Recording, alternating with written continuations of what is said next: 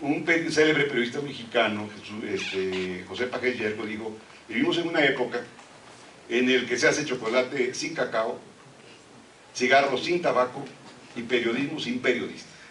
Evidentemente, ¿cómo se fueron apoderando de los medios los empresarios? Y los empresarios frecuentemente tienen una gran coincidencia con el poder, porque por un lado los medios les sirven como un medio de presión y por otra parte obtienen una serie de privilegios para realizar una serie de actividades económicas que los benefician de manera muy significativa, poco relacionadas con los medios.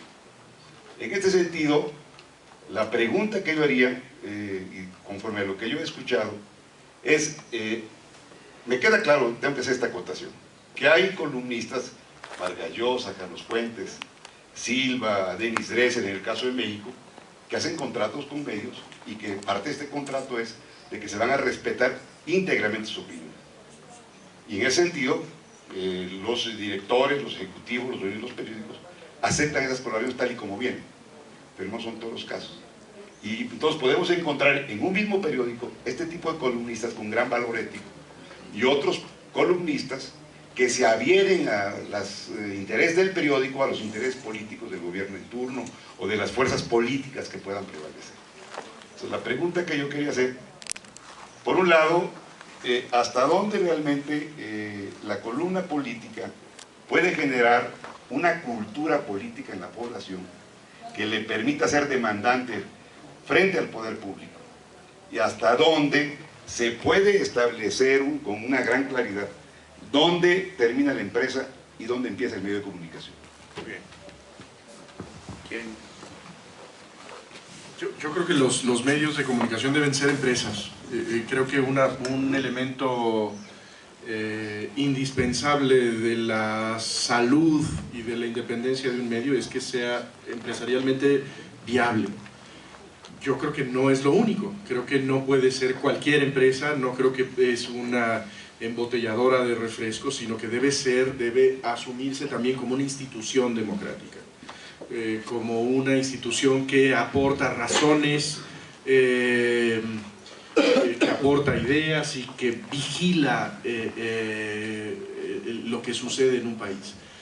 En ese sentido yo creo que hay un gran avance por una parte en la conformación de estructuras empresarialmente viables del periodismo en México. Yo creo que esa es una muy buena noticia, el hecho de que haya periódicos que son rentables, que tienen lectores, que tienen anunciantes, cosa que no existía en la prensa previa, en donde eran periódicos básicamente financiados por el poder.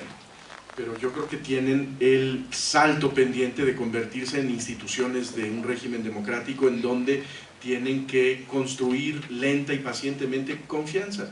Y en ese sentido me parece que la inmediatez de las ventas, el amarillismo que prevalece, los aleja de ser esas instituciones, esos referentes de confiabilidad que me parece que estamos muy lejos de tener, por ejemplo, en el caso de México. Quiero agregar una cosa a lo que dice Jesús. Estamos esta semana una noticia importantísima, y es que el diario Le Monde, monumento del periodismo francés, monumento en decadencia desde hace muchos años, pero monumento al fin, los monumentos a veces entran en decadencia,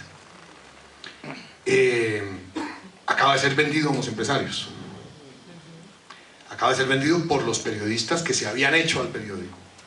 Una medida de accionistas muy importantes del periódico habían vendido ya una parte al País de Madrid y seguían perdiendo dinero a rodos, un poco con esa filosofía de que no fuera una empresa, de que tenía que ser un medio de los periodistas, para los periodistas, en el que obviamente nadie les exigía nada. Había una convención colectiva de trabajo donde pues, los pagos eran descomunales, lo que hizo que el periódico, descomunales frente a la competencia, lo hizo no competitivo, lo llevó a la quiebra. Yo estoy de acuerdo con Jesús. A mí me parece que es muy bueno tener empresarios ahí, ojalá empresarios de eso, ojalá empresarios de eso. Ojalá transnacionales de la comunicación. Prefiero eso que embotellador de cerveza, si quieren que les sea sincero. Prefiero eso que embotellador de cerveza. Porque lo conoce ahora, conflictos va a haber. Y cierro con esto. Hernando Santos y Fidel Castro comiendo una noche en La Habana. Hernando Santos, dueño y director del periódico El Tiempo durante muchos años. Y entonces uno de los hijos de Hernando Santos, Pacho, cuando todavía era rebelde, no, y lo digo con cariño, porque le dijo a Fidel, ¿cómo era esa cosa de que en los periódicos cubanos no se publicaba sino lo que Fidel decía? Sí, lo mismo que pasa en el tiempo, no se publica sino lo que el dueño decide. Sí, yo estoy de acuerdo con Jesús, agregaría algo. Los periódicos son empresas, ¿no? Tienen que ganar plata. Pero yo agregaría algo que, digamos, se ha olvidado en el mundo periodístico, y es que el periodismo, pero en el caso particular de la columna de prensa, la columna de alguna manera es el termómetro que le mide la temperatura a la forma como habla la gente. El lenguaje, o sea, la forma como habla la gente. De alguna manera el periódico, de alguna manera la columna, de alguna manera lo que se escribe en los periódicos, debe darle a la comunidad un lenguaje, debe darle a la comunidad un universo lingüístico, ¿cierto? Entonces uno puede determinar de alguna manera la decadencia lingüística de una sociedad a través de su prensa. Y yo tengo que decirle al embajador que lamentablemente esa referencia que él hizo de lo que pasaba en los periódicos mexicanos en el ancien régimen de allá, aquí se da todavía y en muchos países de América Latina, pero en la radio.